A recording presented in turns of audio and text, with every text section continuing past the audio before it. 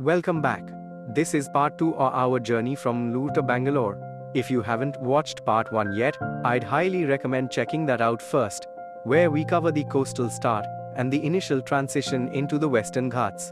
In this part, we continue deeper into the heart of the Ghats and gradually make our way toward the plains and finally into Bangalore. By now, as you can see from the footage, the terrain has fully transformed.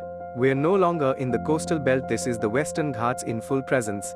Dense greenery, winding roads, elevation changes, and those long sweeping curves define this segment of the drive. The Western Ghats are not just visually stunning, they are also one of the oldest mountain ranges in the world, estimated to be over 150 million years old.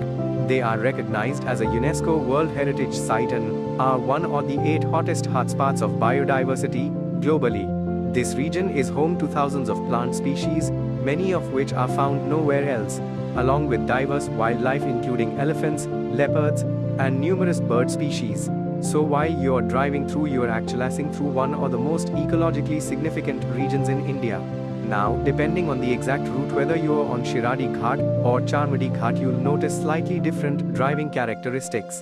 If this stretch is part of Shiradi Ghat, you'll see relatively broader roads, but also a higher presence of trucks and freight movement, since this is a major commercial corridor connecting the port city of Mangalore to inland now. On the other hand, if this is Charmadi Ghat, the roads tend to be narrower, with sharper curves and a more raw scenic feel.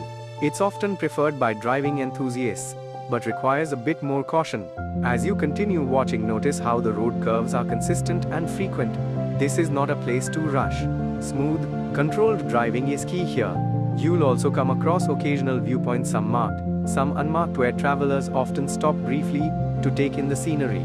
If you have the time, these quick breaks can really enhance the overall road trip experience. Now, let's talk about some interesting places you can explore along or near this route. One notable stop, especially if you are coming via Charmadi, is Charmadi Falls. During the monsoon and post-monsoon season, this place comes alive with cascading water and lush greenery. It's located close to the road, so it's an easy detour. Another popular destination nearby is Dharmasthala, a well-known pilgrimage center dedicated to Lord Manjunath. But what makes Dharmasthala unique is its inclusive administration. It's managed by a Jain family, the priests are Hindu, and the temple welcomes people from all religions. It's a fascinating example of cultural harmony. Dharmasthala is also known for its free meal service, which feeds thousands of visitors every day. If your route passes nearby and you have time, it's definitely worth a visit. Further along, you may come across Sakleshpur, a beautiful hill town that serves as a gateway between the Ghats and the plains. Sakleshpur is known for its coffee plantations, misty hills, and laid-back vibe. If you're not in a rush, this is a great place to take a longer break, grab a meal, or even plan an overnight stay. There are several homestays and resorts offering plantation experiences.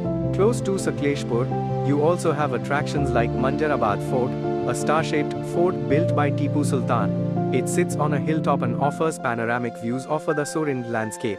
The architecture is quite unique and was strategically designed for defense. Another interesting spot is Baisal Ghat Viewpoint. Though it requires a slight detour, it's known for offering one of the most breathtaking views of the Western Ghats, especially during clear weather. As we move further along in the footage, you'll notice a gradual shift again. The dense forests begin to thin out, the curves reduce, and the roads start to straighten. This marks the transition from the Ghats into the plains. The driving becomes easier here with wider roads and more consistent highway stretches. You'll also start seeing more towns, fuel stations, restaurants, and commercial activity. One of the key towns in this region is Hassan. Hassan is not just a transit point, it's historically significant and also serves as a base for visiting famous heritage sites like Beluru and Halebeedu. Beluru and Halebeedu are known for their Hoysala-era temples, which date back to the 12th century. These temples are renowned for their intricate stone carvings and detailed sculptures, showcasing an extraordinary level of craftsmanship. If you're someone interested in history, architecture, or photography, these places are absolutely worth a detour. As we continue toward Bangalore, the highway infrastructure improves further. You'll notice smoother stretches, better lane markings, and faster moving traffic. However, as you get closer to Bangalore, traffic density naturally increasing. Depending on the time of day, you might experience some slowdowns, especially during peak hours. One thing you'll appreciate in this part of the journey is the availability of good food stops. There are several highway restaurants and cafes that cater to travelers, ranging from quick snack stops to more comfortable dine-in options. For frequent travelers, certain places become go-to stops for clean restrooms, reliable food, and safe parking. Now talking about the overall connection between Mangalore and Bangalore, this route plays a crucial role in our economy. Mangalore, being a major port city, handles significant cargo movement including petroleum products, fertilizers, and agricultural goods. Bangalore, on the other hand, is the state's tech and business hub. This highway essentially connects the coast to the capital, facilitating both commercial logistics and passenger travel. That's why you see a mix of vehicles on this route, from private cars and tourist vehicles to heavy trucks and buses. Over the years, there have been continuous efforts to improve this connectivity, widening roads, strengthening ghat sections, and reducing travel time. As infrastructure projects progress, this journey is only getting better, safer, and more efficient. Now, as we approach the final stretch toward Bangalore, the landscape becomes more urbanized. You'll start seeing more residential layouts, industrial areas, and eventually city traffic.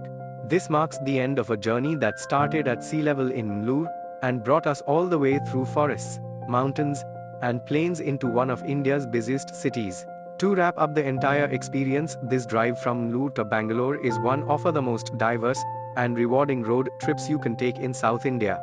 In this second part, especially, the drive was largely smooth, with good road conditions in most stretches.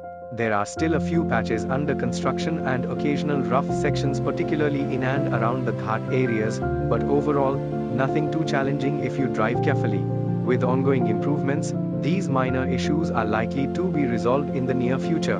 If you are planning this trip, it's a great mix of scenic beauty and practical connectivity. Just plan your timing well, stay cautious in the ghats, and you should have a very enjoyable drive.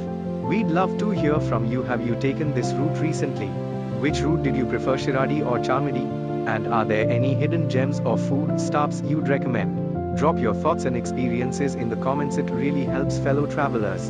And if you found this video useful, don't forget to check out part 1 and explore more routes on the channel.